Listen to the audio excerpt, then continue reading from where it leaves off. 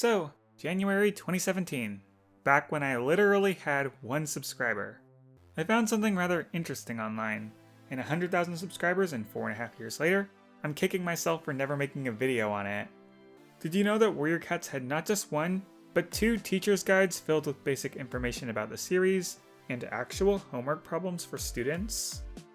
Whether or not these ever made it to a classroom is beyond my knowledge. But what I can gather is that these guides seem to be officially affiliated with Warrior Cats. Not with the authors, but with the publishing company HarperCollins. The first one was written by Laura Williams McCaffrey in 2008, and the second one was published in 2012 and has no author stated from what I could gather. So absolutely none of this will be considered canon or an official interpretation of the books. It's just the publishers making promotional content, and the intended audience for this material is children 8 to 12. Or about 3rd grade to 7th grade. So how about we take a look at Guide 1? We have 12 pages. A title page, 2 pages introducing the guide and Warrior Cats, 2 pages with a list of the books, 6 pages of homework questions, and an end page advertising the website and the new Seeker series. Shout out to 9th grader Sammy. They would be 27 years old today. I hope Warrior Cats had a positive influence on their life. This guide is actually fairly well informed on the state of the fandom in 2008. I mean, kids discussing it in libraries probably didn't happen too often, but they acknowledged that Warrior Cats was a subject in chat rooms, online discussion boards, and they even mentioned that people write fanfiction. They knew what was up. Educators and librarians can capitalize on their students' enthusiasm for warriors. What the heck? That sounds weirdly evil. Like, Warrior Cats is supposed to be a form of escape from the awfulness of school. You really want to take the 1-book series that kids read without being forced to, and then suck the fun out of it with homework problems? But I mean, the guide was probably made with the intention of selling the books to school libraries to get more kids hooked on the series. So if attempting to make Warrior Cats seem educational encouraged school libraries to pick it up and led to the series becoming more popular, I can't complain. There's a quote from Cheris saying, "It's more important to have characters who have shades of gray in their personalities rather than being black and white. That's how the real world is, after all." It's kind of interesting looking back on the timing of this. She could very well be teasing Holyleaf's role in a book that came out a year after this guide. Now let's look at the interesting stuff. The homework problems. Each story arc has a set of 6 discussion questions and 5 academic activities. Since there's too many to go through one by one, I just want to look at the most interesting ones. Arc 1. The first question asks us to compare how warrior blood in the books relates to people and their blood in relation to abilities and talents. A very child-friendly way of starting discussion on social justice. They definitely could have done more, but good to have. Are prophecies important to you? What kids have prophecies in their lives? I don't know what this question is asking. Sometimes warriors must choose between friends and their clans. Have you ever had to choose between being loyal to your friends or to your family or school? Wow, I guess they're trying to poke at the idea that some friends can be troublemakers. But there are so many more layers to unpack if you really think about the role of authority figures in society. Are treacherous cats and warriors evil? Or do they only have mistaken beliefs? Wow, they really just predicted 99% of Warrior Cats arguments to happen on the internet. Bramble Star, Ash for Maple Shade. Whew. Sorry, I had a bad cough there. Ah yes, because all 8-year-olds know how to use Excel. Make poems shaped like cats. That's adorable, but probably incredibly hard considering that a cat is a pretty complex shape compared to, like, a heart. I guess you could just do a circle with triangle ears, but what's the fun in that? Have students gather pictures and words from magazines to make a collage for their favorite warrior's character. What immediately comes to mind is just grabbing all the perfume and beauty product advertisements and calling it Spotted Leaf. New prophecy. Yeah, they drove that Brambleclaw being judged based on Tiger Star plot into the ground over the Prophecies Begin in New Prophecy books. Not surprised to see it here. Wait, why did all 4 prophecy cats conveniently decide to keep it a secret from their clan? This is not a discussion question, this is just a plot hole. Oh wow! They're actually comparing cross-clan relationships to interracial, interethnic, and interreligious relationships?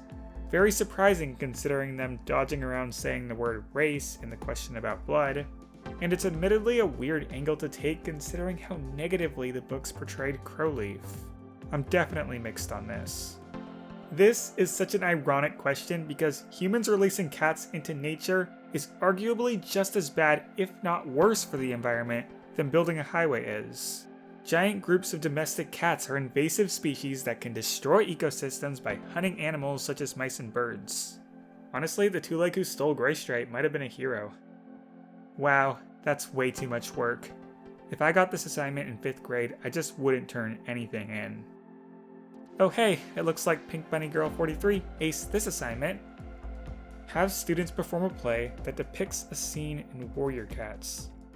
Oh my gosh, I would die of embarrassment. Power 3. The 2 J-Paw questions are actually pretty good. People who read Power 3 are so quick to dismiss J-Paw as a whiny baby when there is so much to his character. Do you believe that destiny or fate rules your life? Hey, it's the most overused question in high school and college literature curriculum. Would you look at that? I made a video on this topic fairly recently. I guess I'm a bit of a Warrior Cats student myself. A question about xenophobia. Wow, that's a very heavy subject. There's an implication in this question that writers and politicians are similar in the great power they hold? Just what? The day writers have as much power as politicians, I will be terrified. And also, the day that politicians have as much power as politicians, I will also be terrified. This one is such a stretch. You consume food and water? Warrior Cats do that too! How relatable! Oh hey, it looks like Blixamy aced this assignment. Alright, moving on to the second guide. This one reuses a lot of the same content, but of course is updated. Now we have Omen of the Stars, along with Seekers and Survivors. But no thanks, I'll stick to the Warrior sections. Yo, they made an edit to acknowledge the rise of Warrior Cats animators, which legitimately happened between the times that these 2 guides were releasing. Very nice attention to detail. Lies! Kids only love warriors! 9th grader Sammy makes a triumphant return. Apparently in the 4 years since the last guide, they couldn't find a single other Warriors fan to interview. I guess they're hard to come by. So the homework questions for the first 3 arcs are mostly the same as the first guide, but with one notable difference. They removed the question about interracial relationships! Yeah, that question did stand out a little in the original guide, because it was the only one to mention race, ethnicity, or religion, and it mentioned all 3 of those in one sentence. In the books, Crowfeather was portrayed as a harmful distraction to Leafpool, and they never moved towards the tolerance and acceptance that was part of the question. So it was kinda cool to see a question that challenged the portrayal of characters in the books. Sad to see it go. The only other question with a minor change was this question because Power 3 was now complete. But the Omen of the Stars questions are new. Talking about morally gray dark forest cats before Mapleshade or Snowtuft had development? Who are they trying to argue is morally gray? Every other dark forest cat was either objectively evil from birth or a background cat. Unless they were talking Ivypool, I guess. I don't know. Yes, repeating an existing question, but changing the phrasing so it actually makes sense. Wow, did they even read Omen of the Stars? These questions are lazy. Where's Dovewing? Have your students write a code of ethics for warrior cats to be used in battle. How would these rules differ for human warfare? So it's okay for kids to discuss war crimes but not interracial relationships? What's going on? I didn't find anything particularly interesting in the Seekers or Survivors questions, so I think that will conclude this video. I can see why we haven't had a Warrior Cats teacher's guide since 2012. Not only does this format and its questions seem a little outdated, the internet and social media are a much more effective way of reaching children nowadays. They don't need to advertise to schools anymore. Alright, bye everyone!